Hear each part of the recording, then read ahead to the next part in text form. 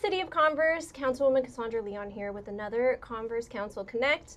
Today we're doing something very, very special, and we're starting a new series of interviewing our directors of our amazing departments.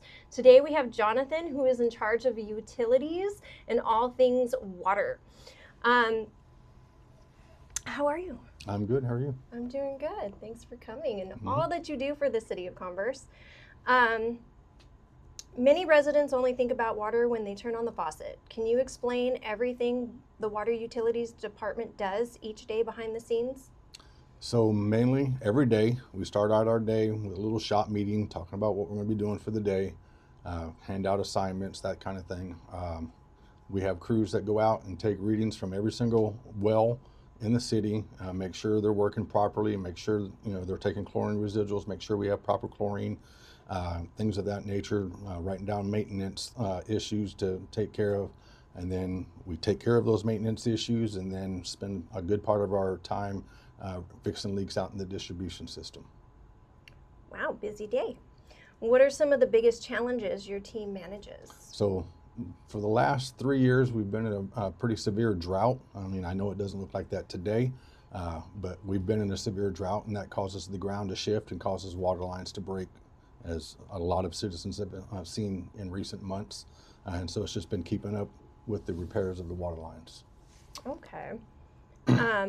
What can residents do at home to help protect the water system, conserve water, or avoid common issues like clogged sewer lines or leaks? So a lot of the homes, when they're built nowadays, already have low flow devices built into their fixtures and sinks and toilets and things of that nature.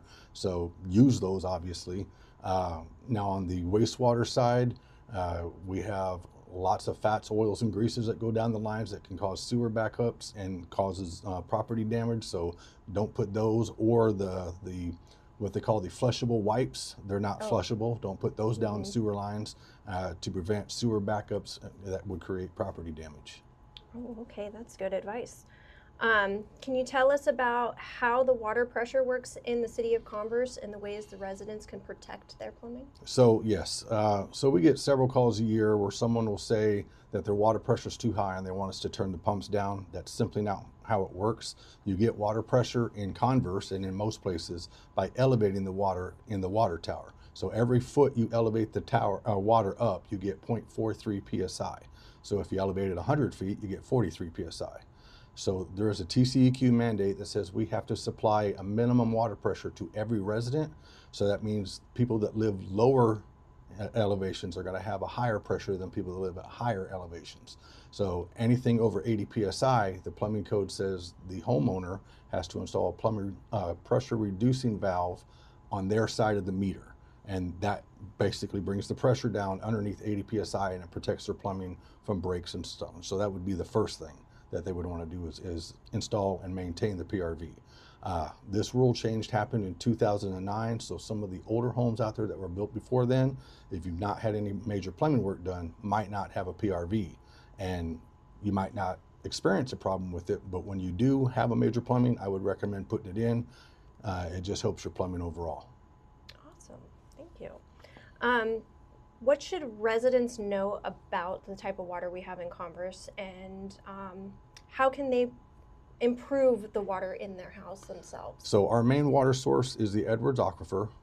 It is a limestone aquifer, which means the water that we pump it out of it is a very hard water, has lots of calcium, magnesium. I personally think the water is perfect the way it is, but a lot of people that don't like the scaling that they get in the water, like if you boil water, you get that white ring in the pan, yes, or you get the white crusty stuff on your aerators. You can install a water softener in your plumbing system to give yourself softer water. You could use it just as is, and once every couple months, just soak your fixtures in a little bit of vinegar, and it dissolves the minerals so it doesn't build up on the fixtures. Okay. And can you tell the citizens about the water utility app and how it will benefit them? So yes, back in 2020, we installed new digital meters. We went from analog to digital, so they're now a radio read meter. Each meter takes a reading every hour, and then it transmits that reading to our base station every night at midnight. So there's an app called My Water Advisor 2.0. The information's all on our website. or you can call our office at 210-658-3453, and we can give you more information.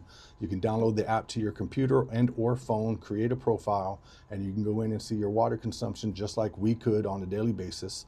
Again, it uploads every night at midnight, so it's not real time, but if you log in right now, you'll be able to see yesterday's consumption.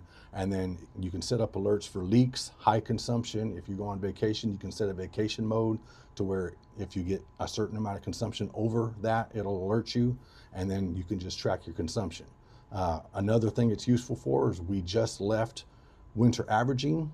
What that means is every winter, we average the water used inside the homes of all residents, and that sets your sewer rate for next year.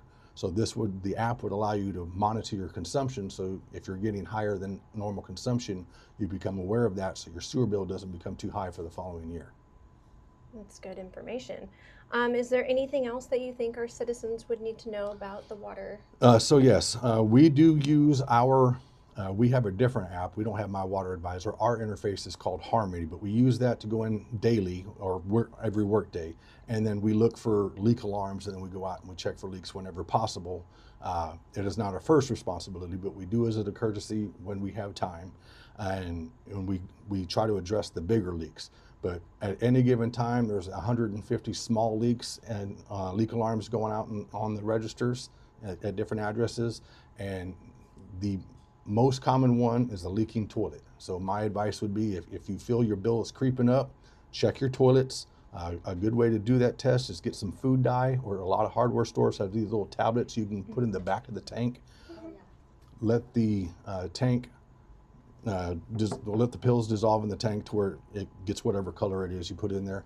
Don't flush for about 30 minutes, and if the bowl goes to that same color, that means your flapper or your flush valve is bad. Okay. And that, like I said, is the most probably common undiagnosed leak that causes people to have high bills.